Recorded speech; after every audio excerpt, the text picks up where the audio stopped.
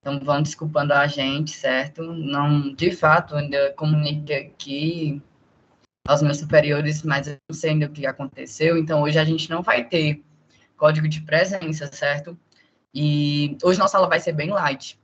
A gente vai ver os últimos assuntos do livro, que bem, assim, bem pontuais, bem objetivos, bem simples também de compreender. E após esse momento, eu vou dar a primeira orientação para a nossa próxima disciplina, para a gente iniciar a formação dos grupos, tá certo? Vou tentar explicar aqui para vocês da melhor forma possível. E depois dessa explicação, vocês vão fazer as atividades, vão ser encaminhados a fazer as atividades, tá bom? E aí, a gente vai tentar antecipar esse trabalho por conta de uma galera que está aí muito ansiosa, perguntando muito. Então, ele é bem simples. O importante é a gente ir seguindo cada etapa, tá? Então, hoje a gente vou dar as primeiras orientações. Na próxima aula, a gente começa a produção do trabalho em si, tá? Então, possamos, assim, entender mais ou menos, tá? Para que a gente possa nos ajudar e, assim, terminarmos o semestre da melhor maneira possível, tá bom?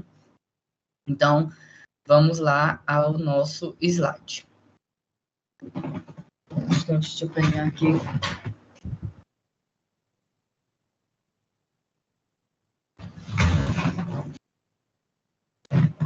Hoje, nossa unidade 3, né? Nós temos como tema 7 a introdução à economia internacional, né, os fundamentos dessa economia internacional, como é feita a relação entre países, entre os sistemas econômicos que tanto a gente viu e tanto a gente debateu nas aulas anteriores. E aí a gente começa a passar pela ideia de que esse comércio internacional, na sua fragrância teórica, podemos assim dizer, ele é ancorado por uma teoria chamada teoria das vantagens comparativas, de David Ricardo. Essas teorias, gente, elas defendem basicamente a ideia da importação e exportação como vínculo primordial, como vínculo principal dessas relações entre sistemas econômicos, entre países.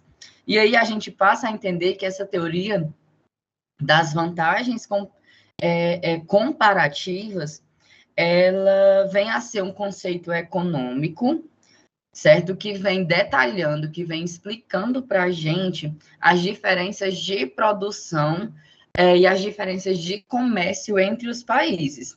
E aí ele é fundamentado por uma base de custos e oportunidades de um determinado bem. Então, vamos dizer assim, país A, B e C produz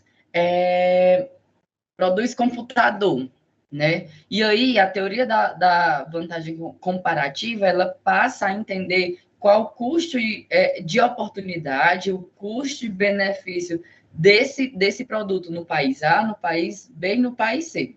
E aí, é relevante a gente pensar que essa relação entre custo de oportunidade, entre custo e benefícios, não é necessariamente um custo absoluto, que é aquele custo que a gente vê no financeiro, na contabilidade, né? Não é esse custo absoluto de quanto e por quanto vai produzir determinada coisa.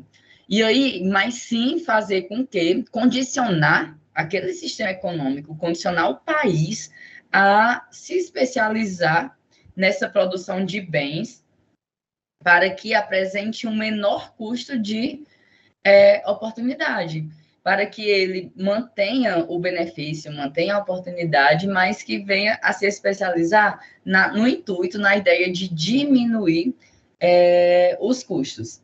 E o comércio entre países, gente, ele tem, assim, muitos benefícios mesmos, né? Tem uma vertente positiva muito bacana, muito expressiva, porque a gente pensa o seguinte, mesmo quando um país for mais produtivo do que o outro,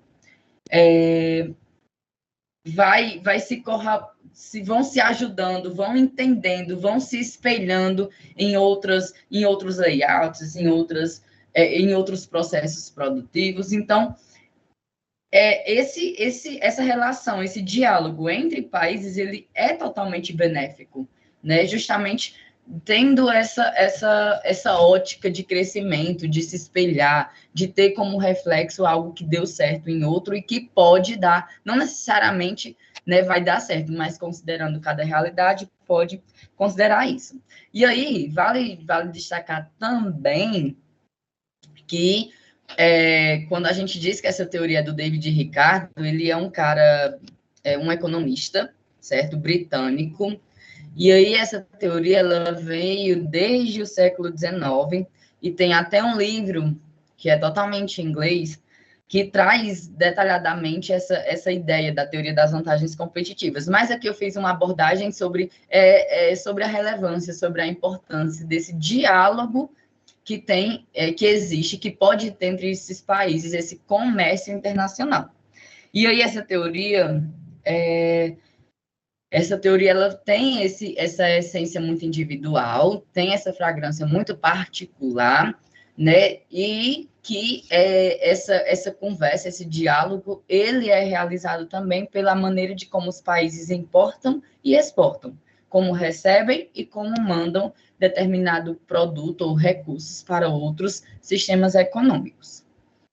E aí, também vale destacar que a teoria das vantagens comparativas, ela vem defendendo que cada país deve se especializar na produção do bem que é relativamente mais eficiente, ou seja, é preciso perceber, ter esse senso perceptivo de qual produto, qual bem venha a ser mais eficiente dentro daquele sistema econômico, ou que tenha um custo de produção menor, para que mediante a produção desse bem, possa exportar para outros países.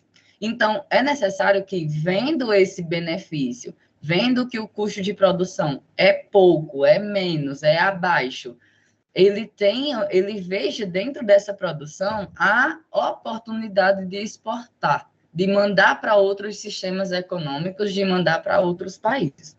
E aqueles bens que o país necessita, mas que não consegue produzir de maneira eficiente, devem ser importados de outros países.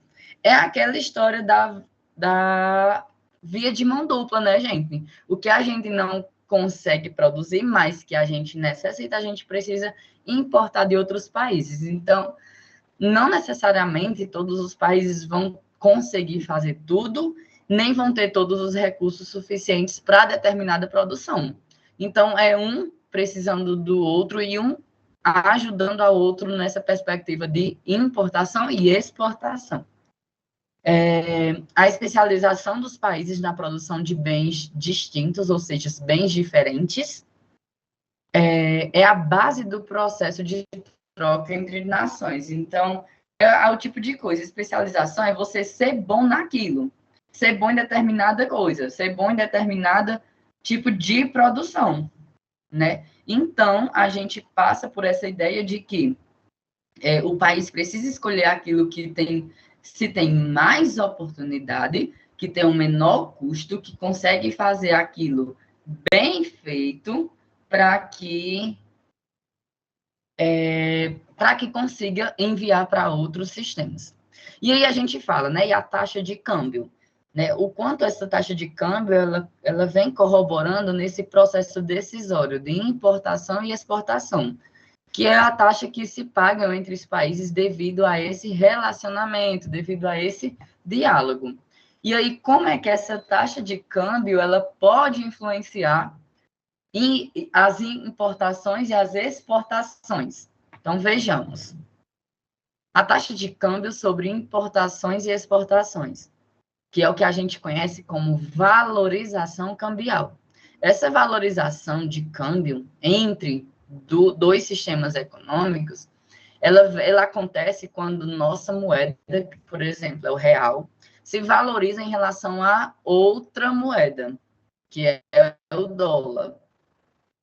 Nesse caso, nossos produtos ficarão mais caros no mercado internacional e produtos externos mais baratos.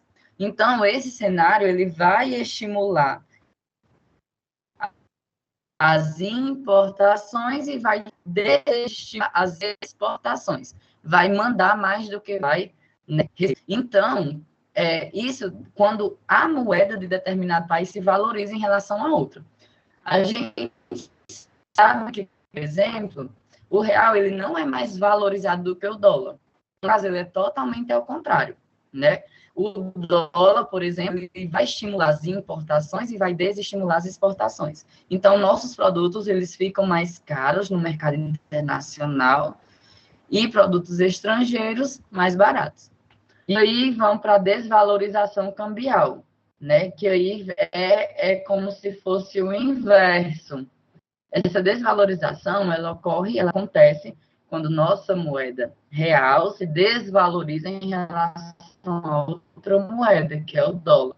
Neste caso, nossos produtos ficarão mais baratos no mercado internacional e produtos estrangeiros mais. Então, esse cenário ele vem beneficiando as exportações e prejudicando as importações. Então, a taxa de câmbio ela acontece justamente quando... Opa, eu estou vendo aqui que estão pedindo o link no grupo. Só um instante, pessoal.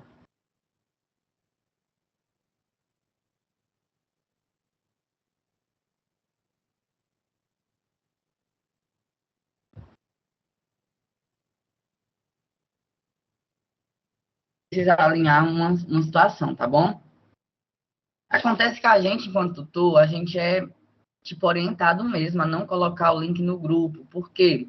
Porque pode ser que você seja de outra turma, com outro tutor, e estejam compartilhando esse link.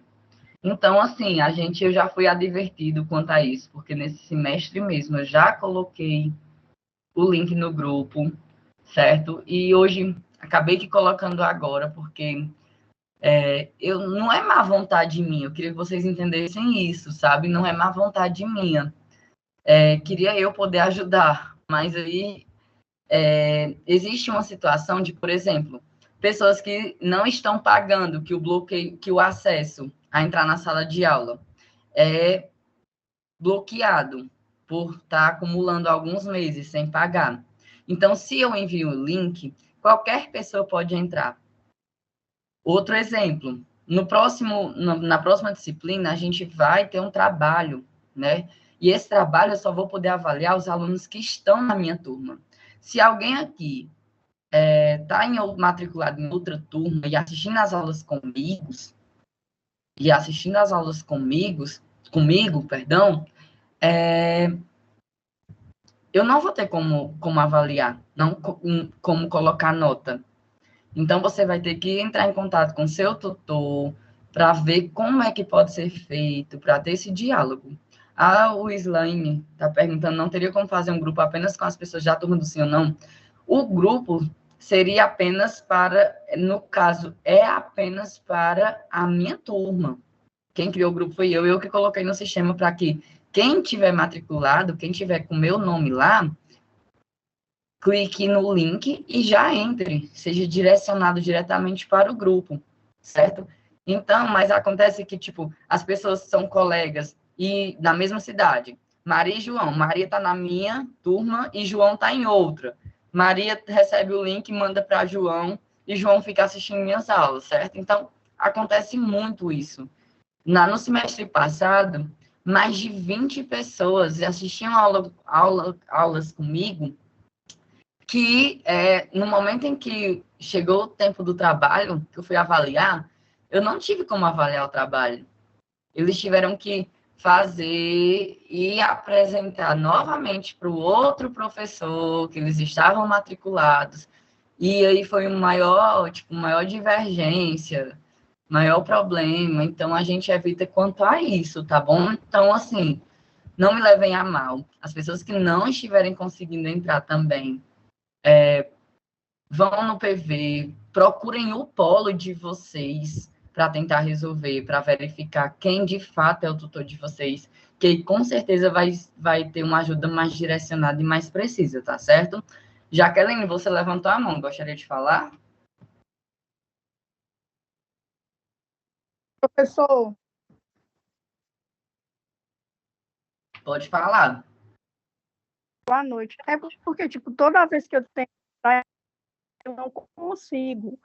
Aí o senhor falou aí sobre a questão de pagamento e tudo mais. No meu caso, eu entrei pelo ProUni, com a bolsa do ProUni. Será que esse é o problema, que eu não consigo entrar nas aulas?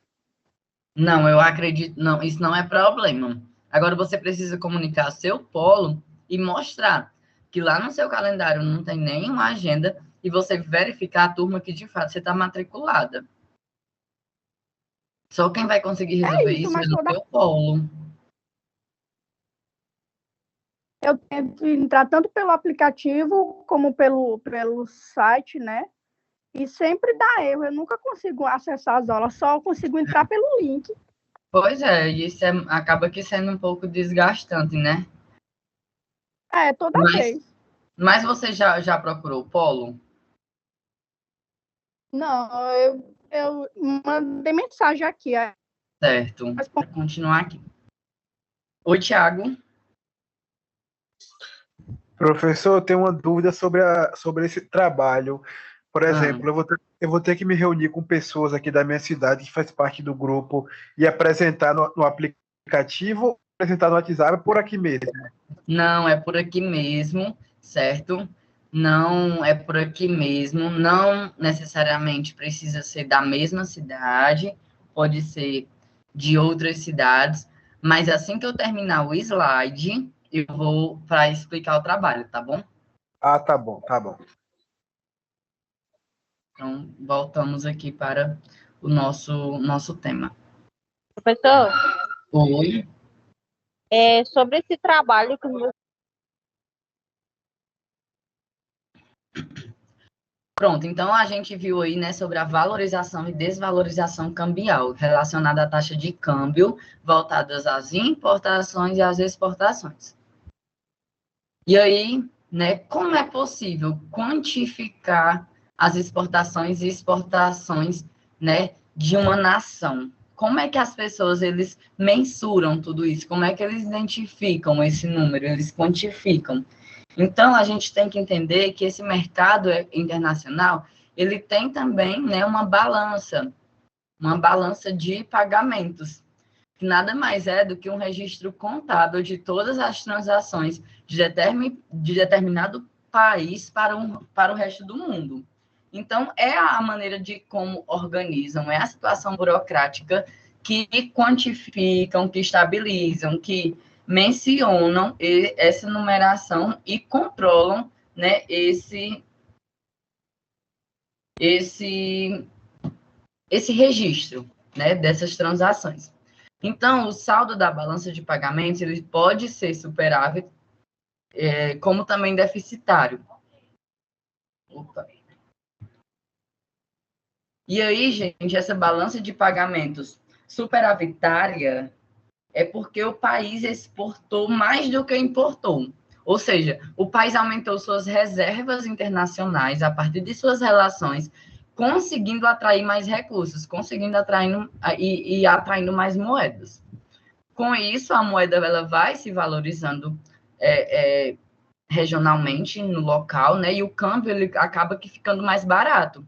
Então ele tem essa consequência, né, de que quando um país exporta mais do que importa, manda mais do que recebe, o país ele vai adicionando mais reservas internacionais, o que atrai mais moeda, mais recurso. E aí essa moeda ela vai se valorizando e o câmbio, a relação entre outros países vão ficando mais barata.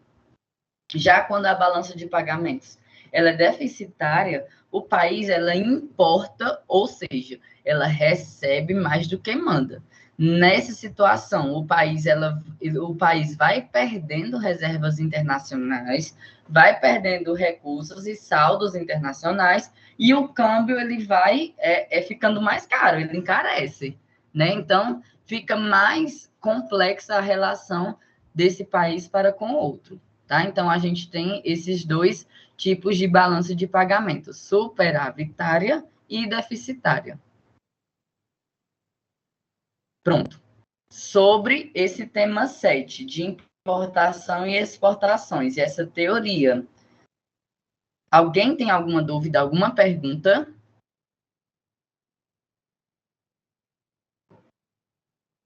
Tudo certo, então, né? Seguindo. Já fiz batalha com outros temas, professor. Oi, Jaqueline? Já passaram quantos temas? Porque esse é o tema Não. 7, né? O tema 7. Então, é a unidade 3, temas que são os temas 7, 8 e 9. São 3 temas em básicos na unidade 3. Professor, boa noite. Tinha vindo outros, tipo 5, 4. Tá muito baixo, eu não estou te compreendendo bem.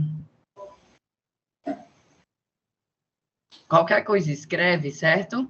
Junho. Professor, só uma dúvida. Essa balança de pagamentos seria a mesma balança comercial que a gente tanto ouve falar? Sim, a balança comercial, só que de uma maneira mais abrangente, porque vem especificando o relacionamento internacional de um país A com um país B. Essa relação. Então, é como se fosse a maneira que veem, que olham, que observam a situação, se compensa importar, se compensa exportar. Então, é através dessa organização, tipo, nas empresas não tem o balanço patrimonial, não tem o demonstrativo financeiro. Então, Isso. é um tipo de organização, um tipo desse relacionado ao vínculo, ao diálogo, à conversa entre dois países. Ok, obrigado. Disponha.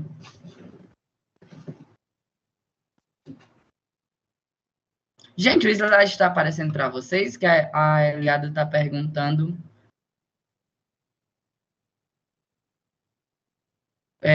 Alguém levantou a mão aqui. Sandro? Importação e exportação. Ela é medida assim, por exemplo, no total dos produtos ou separados? Como, por exemplo, importou alimentos, exportou alimentos, ou ela no modo assim geral? Como seria? Não, ela é bem individual. Ela vem detalhada a situação, porque, tipo assim, é a partir dessa balança que observa-se. Compensa importar alimento? Compensa exportar determinados recursos produtivos? Então, para um objeto, uma determinada produção, pode compensar uma coisa, para outra não. Então, ela vem de maneira detalhada. Você já teve acesso a um balanço patrimonial ou um demonstrativo financeiro? Qualquer coisa, procurem no Google algum tipo de demonstrativo contábil que vem lá dizendo assim, quanto gastou, as despesas, os custos, né? Por exemplo, de um ano para o outro. Geralmente, na contabilidade acontece isso, de um exercício para o outro. Então, da mesma forma, essa balança, ela vem observando essas situações de determinado produto, de determinado recurso, e não de uma maneira ampla, de uma maneira geral. Ela vem com essa especificidade de determinada coisa, certo? Ok, obrigado. Por nada. E aí, gente, o nosso 8º tema é sobre economia e globalização. Como essa economia ela interfere nessa situação, né? Como a gente entende, né? E aí, pensar nesse vínculo entre economia e globalização, a gente primeiro precisa entender que, de fato, né, o que é globalização, né? Porque quando a gente fala de globalização, a gente olha para a palavra globo, né? Globo, então é uma coisa mundial. A globalização, por exemplo, não existe apenas em um determinado país. Então, ter essa percepção sobre globalização é entender que é um processo de junção, de integração, de elo, né, com esse viés de diálogo, de conversa, de interação, era essa a palavra que eu queria, de interação, tanto econômica como interação cultural, interação social e também interação política entre os países, ou entre determinados continentes, né? E aí a gente começa a entender e começa a emergir, ser condicionada à ideia de que a globalização ela se intensifica ainda no final do século XX, né? Com o avanço da tecnologia, que a tecnologia começou a surgir em meios de transporte, nas comunicações, na cultura de massa, o que, mediante esse serviço tecnológico, facilita a troca de bens, a troca de serviços, a troca de informações, a facilidade de conversa e, principalmente, de uma troca de ideias em uma escala global. Então, a globalização, ela perpassa essa expansão de gestão, de gerência, de empresa, de negócios multinacionais e aumenta esse comércio internacional, né? Ou seja, porque disseminam valores culturais, disseminam fluxos de capitais, disseminam acesso ao produto, acesso às inovações e os crescimentos econômicos que cada sistema está vivenciando, o que também vem gerando desafios, né? Como, por exemplo, a gente pode destacar também que tem o seu lado, assim, mais desafiador, que é a questão da desigualdade econômica de países muito pobres e outros países muito ricos. Então, até nesse processo de globalização, nós temos o que nós chamamos de desigualdade econômica, né? Por exemplo, também a desigualdade econômica entre países que são extremamente pobres e países extremamente ricos. Tem, né, dentro desse viés, essa ideia de desigualdade.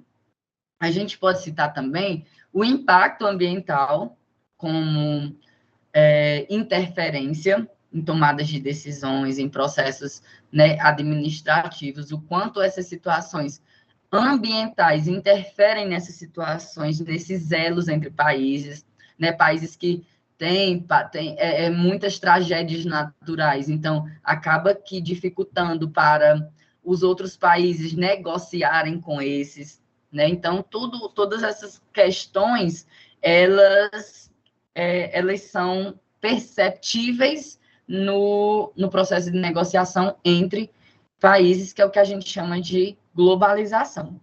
E aí, pegando o fio da meada, né, e pegando aqui, respondendo essa questão, a gente começa a entender que a globalização ela é a integração cada vez maior dos mercados, cada vez maior entre os sistemas econômicos, através dos meios de comunicação e dos transportes.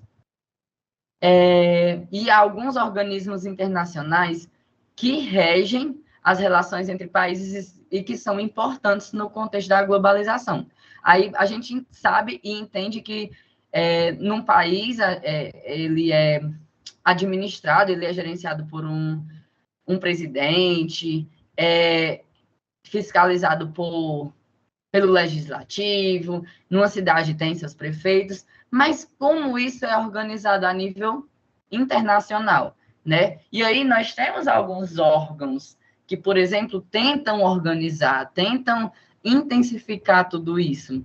E um deles, os principais, a gente pode destacar o Fundo Monetário Internacional, que é o que a gente chama de FMI, que é uma organização internacional, como o próprio nome já diz, criada desde, se eu não me engano, salvo engano, de 1944, com o objetivo de promover a cooperação econômica de uma maneira global, né? E aí essa organização ela tem esse intuito de o quê? De facilitar o comércio internacional. Tem a ideia de estabilizar o câmbio, por exemplo, né? Tipo, padronizar uma taxa de câmbio entre as pessoas, fornecer, por exemplo, assistência financeira, assessoria financeira para os países que estão em dificuldade econômica. E essa organização, ela tem sua sede. Ela tem sua sede nos Estados Unidos, lá em Washington, né? E, se eu não me engano, também são 190 países que são membros desse Fundo Monetário Internacional, né? Da mesma forma, a gente cita o Banco Mundial, que é eu falo assim, a agência bancária como se fosse algo pequeno, né?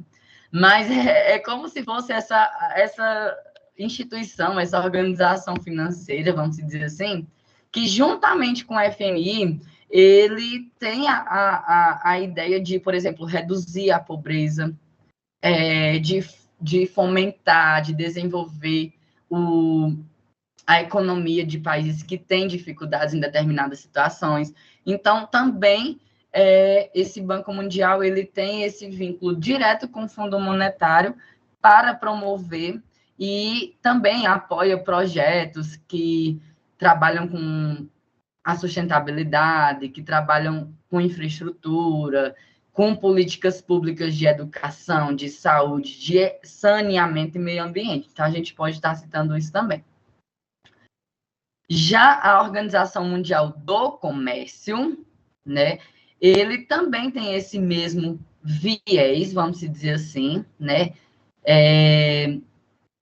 E aí, ela fica, tipo, como se fosse uma balança, regulando os níveis econômicos de cada sistema, né? Resolvendo, por exemplo, disputas comerciais entre países que a gente sabe que tem, né? Tem um valor, uma virtude de promover o comércio livre e justo, né? Então, essa organização mundial, ela vem contando com mais de 100 também países, né? E tem essa finalidade mesmo, de regular e promover o comércio internacional. Então, eles têm essa mesma ótica de ajudar os sistemas econômicos, né? Os países e tudo mais. E aí, gente, a gente também tem, e aí eu trouxe um exemplo, os agrupamentos econômicos, né? Que são países que se juntam para se ajudarem, para se integrarem de uma maneira mais direta e surtir efeito dentro das suas economias. Então, um exemplo é o BRICS, que é um agrupamento econômico, né, formado por 5 países, né, o B do Brasil, o R da Rússia, o I da Índia, o C da China e o S da África do Sul, né? Então, esse BRICS ele foi formado ainda nos anos 2000 e destaca essas economias como, por exemplo, economias emergentes, né?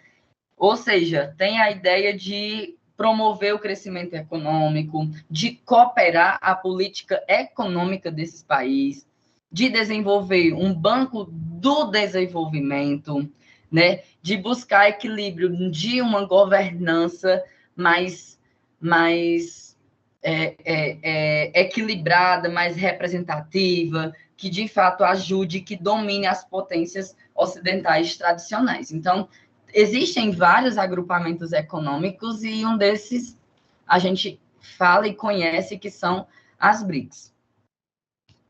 Ou a BRICS, né, que é apenas um agrupamento com 5 países.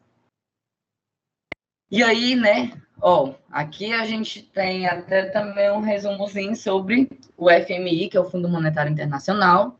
Como eu falei, é um fundo internacional que empresta recursos financeiros a países que possuem algum desequilíbrio em sua balança de pagamentos. Geralmente, esses empréstimos são realizados apenas mediante cumprimento de alguns requisitos pelos países que solicitaram o auxílio financeiro.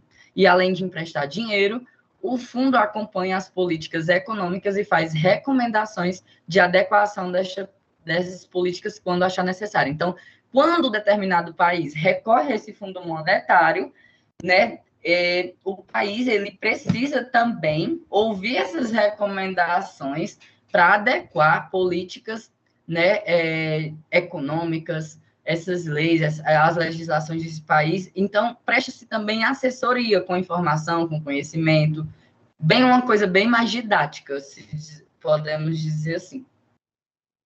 Banco Mundial, né? É um organismo que concede também recursos financeiros a países em desenvolvimento. Seu foco é financiar investimentos em infraestrutura destes países para inseri-los no mercado global. Então, tem esse foco maior, né? Esse foco bem mais instigante na área de infraestrutura, para que através dessa o país possa ser inserido dentro do mercado global. Já a Organização Mundial do Comércio é o principal organismo do sistema de comércio internacional. Entre seus objetivos está o de regular relações comerciais entre países membros e estabelecer mecanismos de soluções pacíficas de controvérsias comerciais. Procura estimular e ampliar o comércio internacional entre seus países membros, que são aqueles, por exemplo, 190 países que nós citamos, né, anteriormente. E BRICS, né, que é uma aliança, que é um agrupamento econômico entre países com características e também problemas que são parecidos. Então, eles não foram assim, vamos aqui se juntar e criar um agrupamento econômico. Não é isso. Observa-se que os problemas são semelhantes, né, e que, mediante isso, se juntam, se unem para fortalecer essa situação. E aí, gente, o objetivo é fortalecer o papel de seus membros no contexto político e econômico. Genilson, né, tu falou que é um agrupamento econômico. Falei, mas não é um bloco econômico. Então, um bloco econômico, a gente tem outros, né, blocos econômicos, que são emergentes em outros países e que acontecem. Mas a gente chama de agrupamento porque foi de uma iniciativa entre esses países por terem características de uma maneira, de uma mesma semântica, né? Problemas parecidos, semelhantes dentro de determinadas áreas e se juntam para tentar resolvê-las. Já um bloco econômico, ele vem com essa diferença, porque é uma associação de países que estabelecem acordos. Então, quando se países estabelecem acordos, é que a gente denomina como bloco econômico. Tema 8 é isso, gente. Alguma dúvida? Estão entendendo direitinho?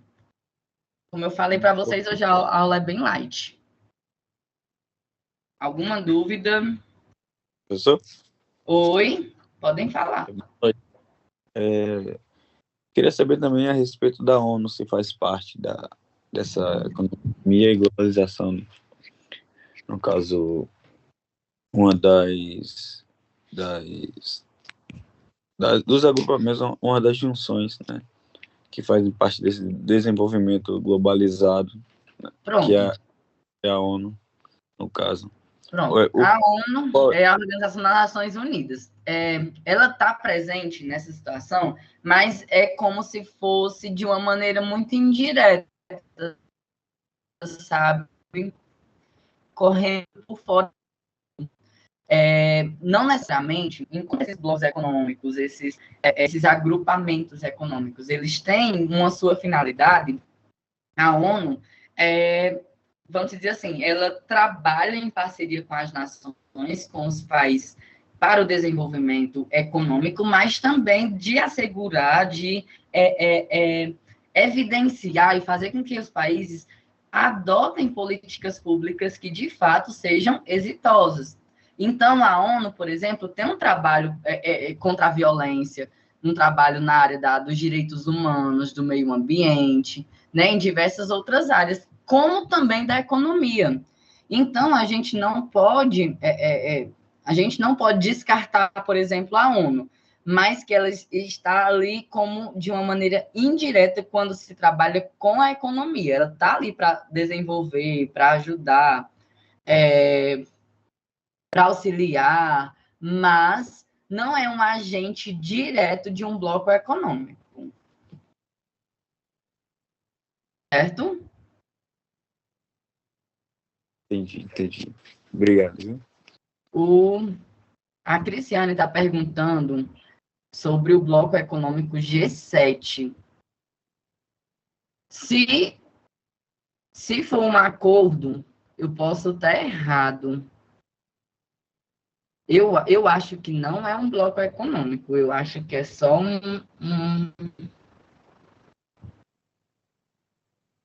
eu acho que é só um agrupamento. Se houve acordo, se houve um acordo, é um bloco.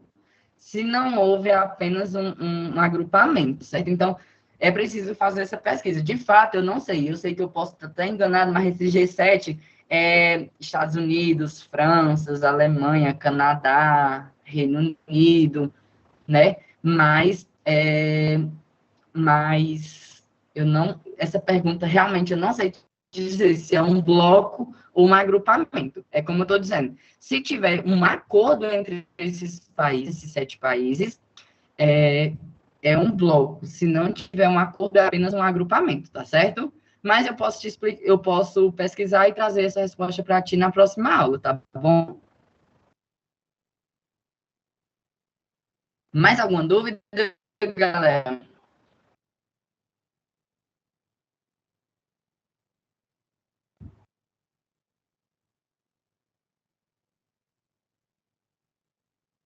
Pronto, então vamos seguir. E aí, gente, o último tema da nossa disciplina é sobre economia e meio ambiente, né? E aí já tem uma pergunta: você consegue estabelecer relação entre economia e meio ambiente? E aí, vocês conseguem?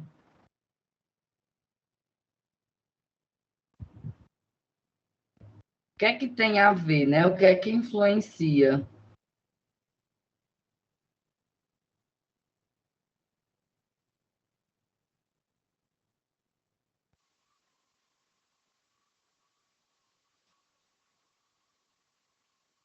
Sustentabilidade, o Kelvin colocou, né? O que mais, galera? Vamos sem medo de errar? Você consegue estabelecer relações entre economia e meio ambiente?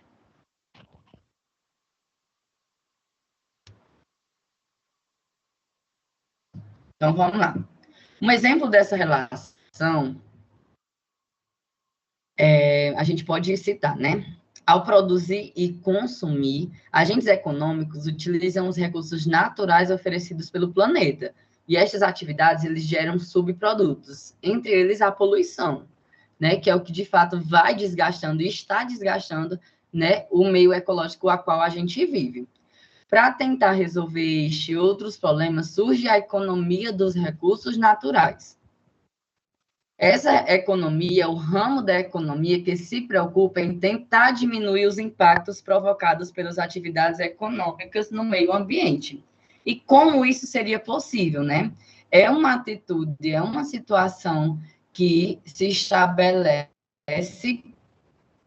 de determinada empresa para determinada empresa, de mudança de atitude, mudança no processo produtivo, de mudanças nas atitudes colaborativas de funcionários, de agrupamentos, para que isso se faça, de fato, venha a ser efetivo, né? Então, como isso seria possível, né? É possível a partir de alguns instrumentos, né? Que é o trabalho entre os R's, a recuperação, que é recuperar um produto para que seja utilizado novamente, a reciclagem, que é transformar um resíduo em um produto novo, e a reutilização. Aqui está um errozinho de digitação, mas é a reutilização. O produto passa a ter outro uso, sem tornar-se um outro produto. Então, são exemplos de como isso seria possível, né? Como essa economia dos recursos naturais poderiam instigar e ajudar o meio ambiente. Então, a importância do desenvolvimento sustentável na discussão econômica é porque esse desenvolvimento sustentável dá ideia, ou melhor, tem essa ideia de satisfazer as necessidades das gerações atuais sem comprometer as gerações futuras. É pensar no que a gente está fazendo hoje e que isso não venha prejudicar, né, as pessoas que estão por vir, a viver nesse meio que a gente vive. Então, por isso que a gente fala que esse desafio é de aliança, de fazer esse equilíbrio entre o desenvolvimento, crescimento econômico e desenvolvimento, né? Então, a gente tem essa diferença. Então, quando a gente pensa em desenvolvimento sustentável, é um tipo de crescimento econômico, é um modelo de crescimento econômico que passa a atender, que vem buscando atender às necessidades dos presentes, dos atuais, sem comprometer a capacidade das gerações futuras de satisfazerem suas necessidades, né? E aí a gente fala de desenvolvimento sustentável e remete ao cara aqui que falou da ONU. Foi um conceito trago pela ONU, né, de induzir, de condicionar as empresas, as grandes indústrias a pensar nessa temática, né? E aí traz a ideia de que possa estar envolvendo esse equilíbrio entre três dimensões, que a gente chama econômica, a dimensão econômica, a dimensão social, como também a dimensão ambiental. E aí a gente pode perceber que, mediante esse desafio, a gente pode citar a proteção ambiental, a própria justiça social, minimizando os impactos das atividades humanas dentro do meio ambiente. A gente pode pensar em eficiência econômica. Então, tudo isso passou a ter a ideia da ONU para o que a gente chama dos Objetivos de Desenvolvimento Sustentável, ODS, que são 17 objetivos. E as empresas, por exemplo, elas passam a ser seladas quando trabalham nessa perspectiva. Deixa eu responder aqui vocês. O Sérgio colocou: professor, o senhor já teve a oportunidade de ler o livro de Milton Santos, Outra Globalização? Não, já ouvi falar nele, um professor já me passou ele, mas eu ainda não consegui parar para ler ele. Mas aceito sugestões, tá certo? E a Sara diz: professor, a economia afeta o meio ambiente? A economia em si é uma coisa, não é uma coisa concreta. Sara, eu vou te responder fazendo analogia com a fé. Né? A gente acredita em Deus, eu acredito em Deus, antes de dizer assim, eu tenho minha fé, né? Eu não consigo pegar na minha fé, a minha fé é subjetiva, né? Como o vento, eu sinto, mas eu não pego, né? A economia, quando você faz essa pergunta que a economia afeta o meio ambiente, eu não posso dizer que propriamente a economia afeta diretamente o meio ambiente, mas que o fazer economia, a produção que está dentro da economia, ele afeta, quando feita de maneira irresponsável, né? Quando recursos naturais são retirados do ambiente de maneira irresponsável. Então, eu respondo que sim, sua pergunta, mas eu elaboraria sua pergunta como o processo econômico, o processo de desenvolver a economia, afeta diretamente o meio ambiente. Deu para entender?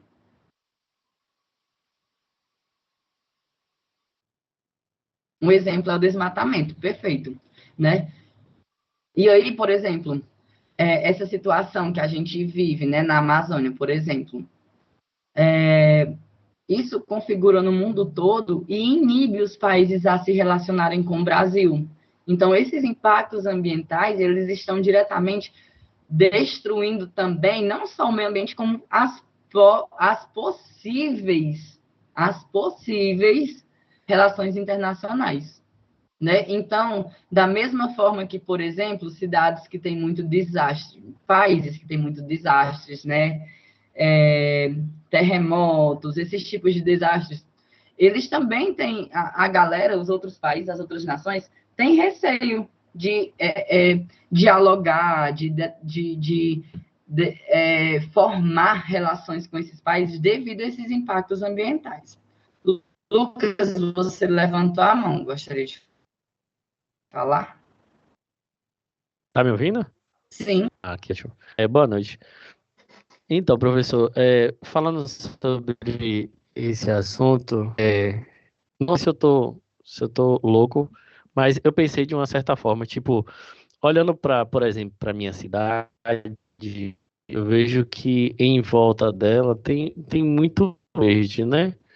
Mas o que aparenta, que eu estou vendo, é que parece que as pessoas elas não querem ter essa parte verde e querem colocar não é artificial, eu nem tô sabendo falar, mas é como se eles quisessem colocar área verde aonde quer. Por exemplo, no meio da cidade para ficar bonito, já destruiu aquela área toda, mas para fazer a avenida eles vão colocar a área verde no meio, entendeu? Então, tipo assim, isso daí é mais por conta que vai dar um visual melhor, mas acontece o desmatamento. Então, tipo assim, quando ela perguntou se a economia ela interfere, ela afeta o meio ambiente, mais ou menos isso, entendeu o que eu falei? Sim, tô entendendo.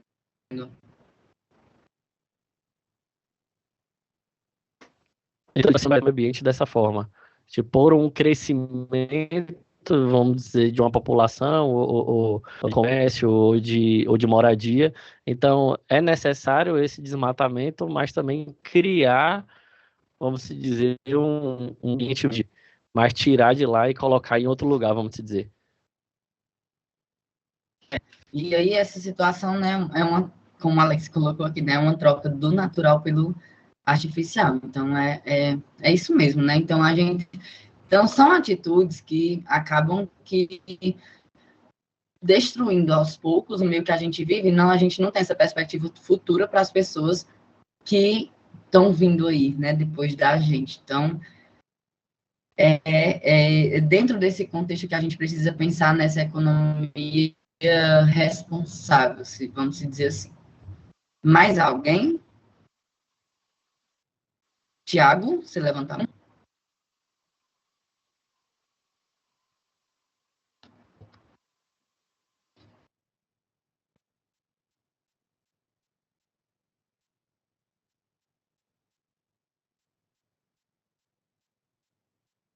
Então, vamos continuando. E aí, gente, sobre essa questão da diferença, né? Crescimento econômico é a geração de riqueza e é uma abordagem quantitativa da economia. Então, esse crescimento ele é gerado, ele é observado através do aumento, né, do produto interno bruto, que é o famoso PIB, e a renda per capita de determinado sistema econômico. Já o desenvolvimento, ele é observado através do índice de desenvolvimento humano, através de indicadores. E esse desenvolvimento, ele sugere melhoria na qualidade de vida da população. E a análise é mensurada através de indicadores como o Índice de Desenvolvimento Humano, que é o IDH. Então, o desenvolvimento é mais voltado para a melhoria da qualidade de vida das pessoas, da população, enquanto o crescimento econômico, ele é mensurado através, né, do produto interno bruto dos países e de outros indicadores, como também a renda per capita, certo? Gente, os assuntos são esses, da unidade 3. Como eu falei para vocês, são assuntos bem tranquilos. Alguma dúvida, podemos ir para o diálogo do trabalho? O que vocês me dizem aí? Até aqui, tudo certo?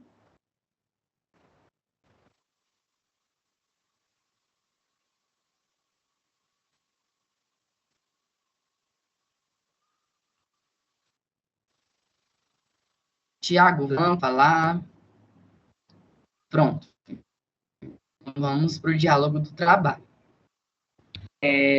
A nossa próxima disciplina, vocês não precisarão fazer avaliações presenciais, nem tampouco online, certo? Vai ser um trabalho simples e objetivo.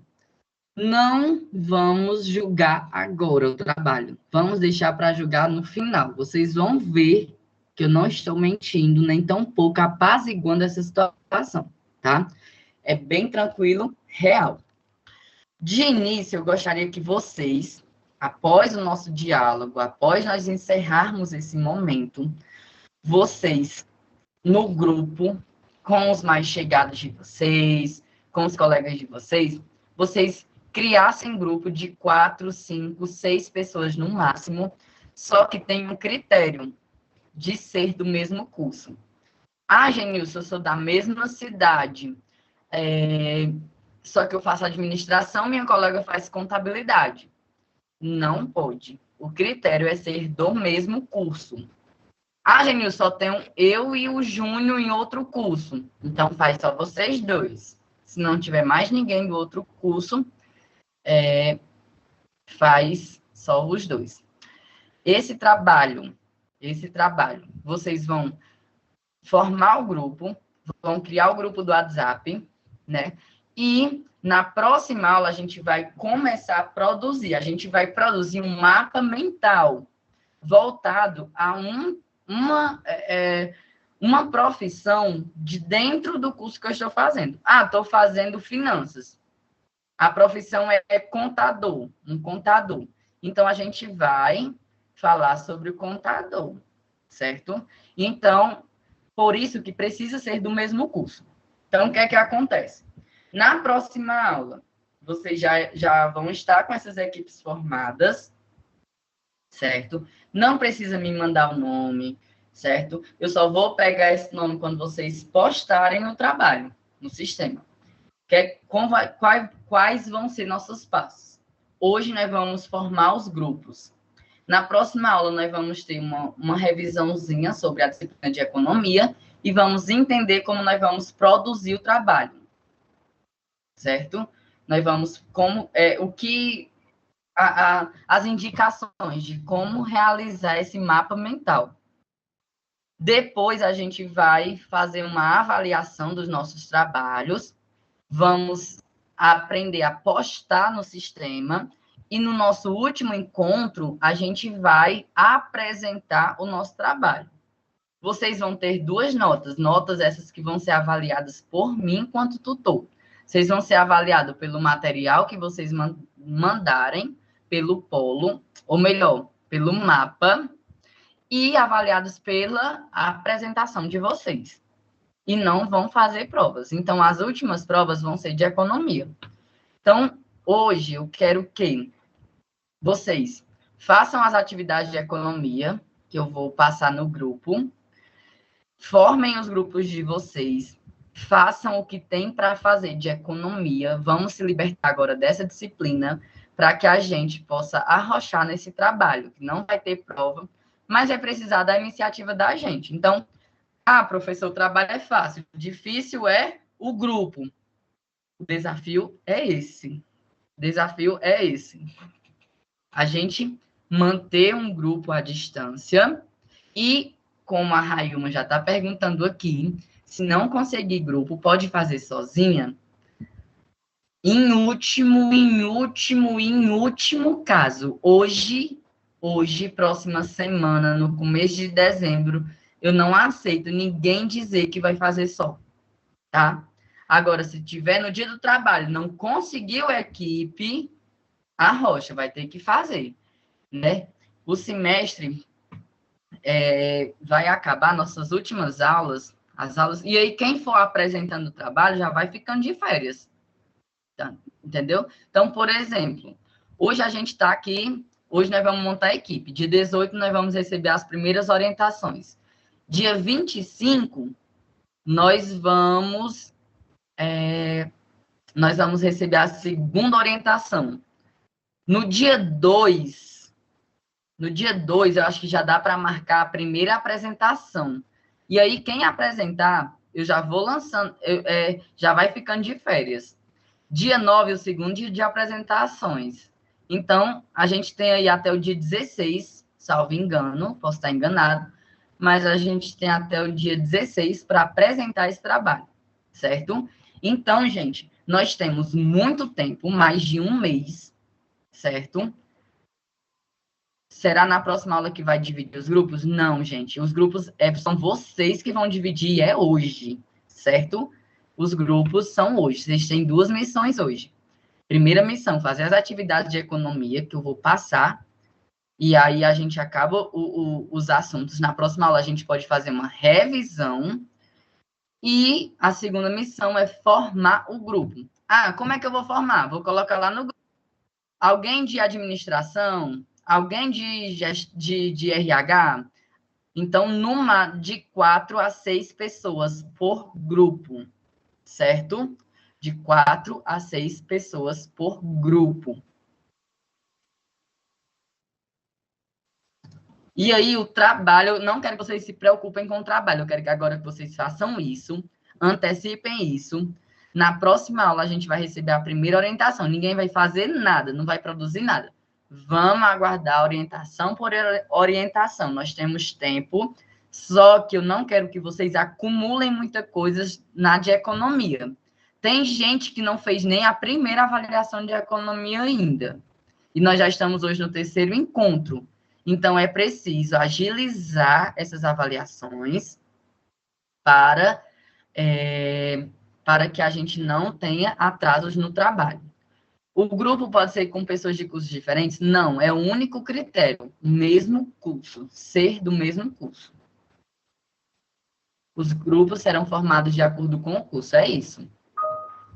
Se eu faço administração, eu tenho que fazer meu grupo com os coleguinhas que estão matriculados também em administração. Estou vendo aqui que vocês já estão aqui no grupo fazendo... Dividindo aqui por curso. Massa. Vão perguntando, tá? Alguma dúvida? Tiago, Adriel, vocês estão com a mão levantada. Professor, tá ouvindo? Sim? Boa noite. Em relação ao grupo aqui, tá muita mensagem ao mesmo tempo. A galera tá copiando e escrevendo. Então, nisso tá meio que desorganizado, entendeu? Uma lista tem um nome a mais, outra a menos, do mesmo grupo. Não seria melhor num grupo o pessoal tá criando a função de votos lá com a lista de cursos, né, que tem na faculdade, e cada um seleciona, depois alguém se responsabiliza por juntar, né, os grupos, ou os nomes, fica melhor. E o certo também é, tipo assim, alguém formou o grupo, pronto. Agora vai criar um grupo fora a parte. Só entre os 5, só entre os 6. Certo?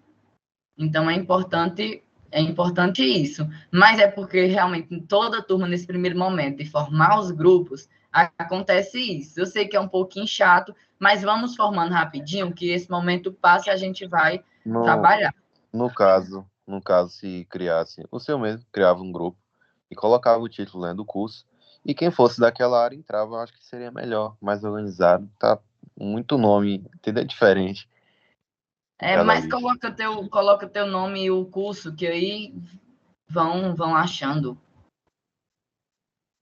Porque eu tenho várias turmas da Uniaselv. E se eu fizer isso com vários, são inúmeros cursos. Eu vou acabar não acompanhando todos. Então, de fato, é uma situação que eu impossibilitada de eu fazer, entendeu? Se fosse só a turma de vocês, seria tranquilo, ótimo. Mas eu tenho uma de terça, tenho uma de quinta. Professor? Oi? Poderia colocar no grupo uma enquete com os cursos que cada um faz. E quem, por exemplo, faz logística, vai acionando lá na enquete o seu curso. Assim pode distribuir mais os grupos individuais, né? No caso, fazer logo os grupos de acordo com os cursos, para que a gente possa entender melhor.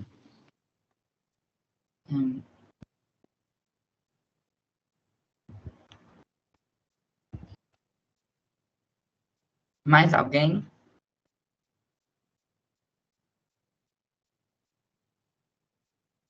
Fica melhor, realmente. Gente, ó, Fica muito eu organizado. tô vendo aqui, mas eu tô vendo aqui que eu acho que vocês não estão entendendo muito bem a situação. Tô vendo aqui que vocês estão querendo criar um grupo por curso e colocar todo mundo desse curso no grupo. Não é assim, gente. Criei o grupo de 5, 6 pessoas, eu vou criar o grupo só com esses 5 ou 6 pessoas. Não é para criar um grupo por curso, não. Não. No caso, era para a gente saber diferenciar quem faz o quê, no caso. Mas aí estão Não é criando o grupo. todos. Não é um grupo com todos, tipo, um grupo com uma disciplina. Mas é para dividir, no caso, quem faz logística, quem faz administração. Mas aí são vários cursos, muitos. Não, mas tipo assim, a gente teria A como gente base. tem que ver uma forma de organizar e tá bagunçado. Mas nas outras turmas eles conseguem, gente. É só um esforçozinho da gente também. Professor, boa noite.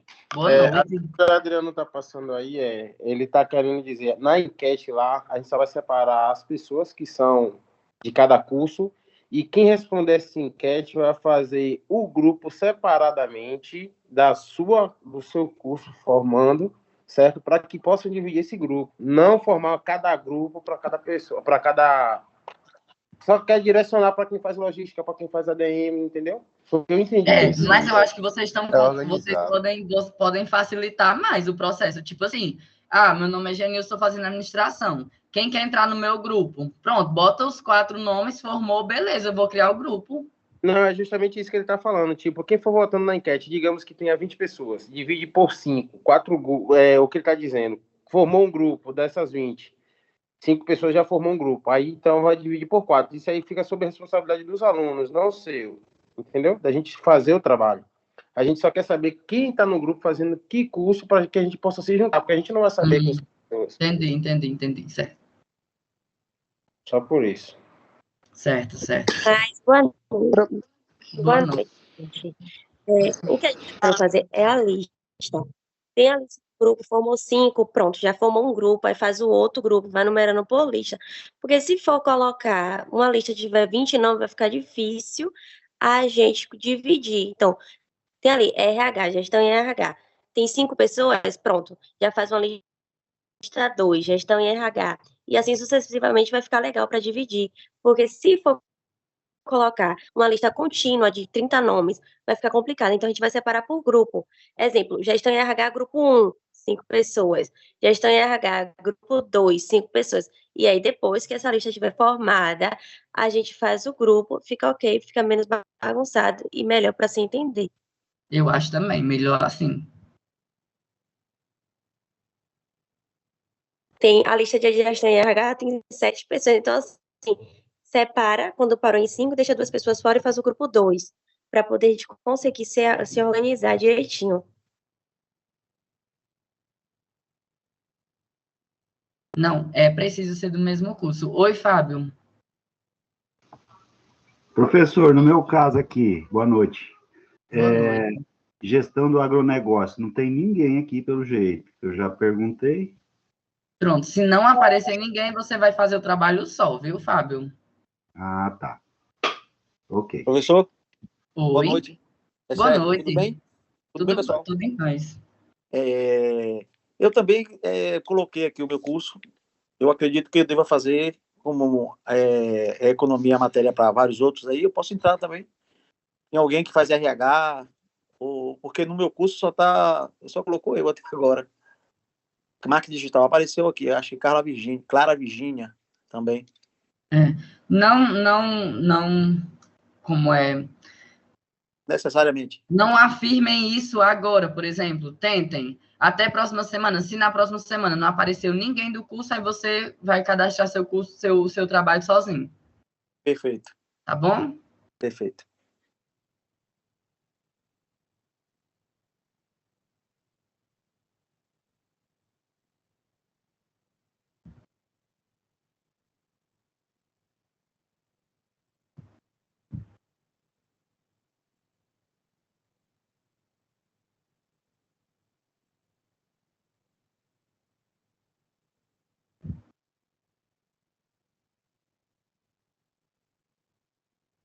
Mais alguma pergunta, gente?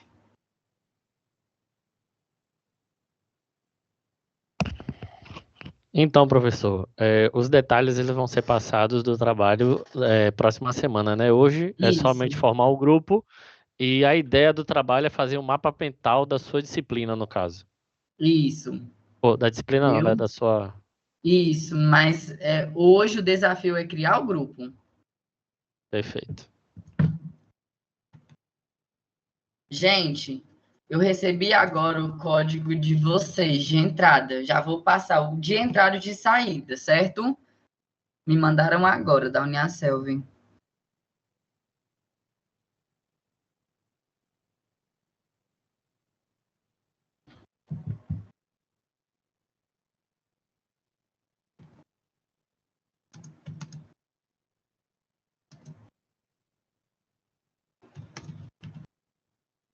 Isso. Pronto. Em último caso, é só 7 pessoas no grupo. Pode fazer os 7, sem problema.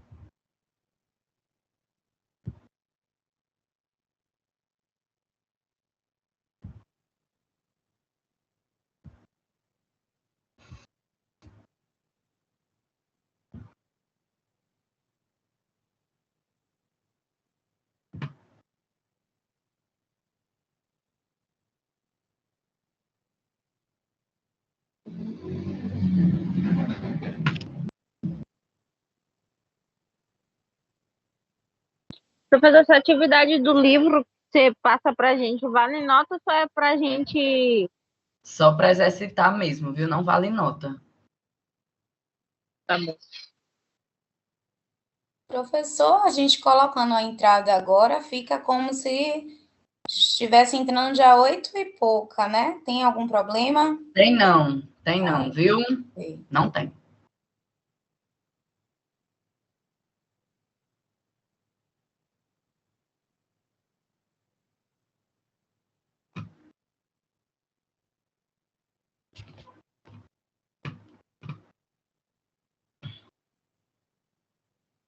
Professor, acerca das atividades que o senhor passou no grupo, ela é feita online?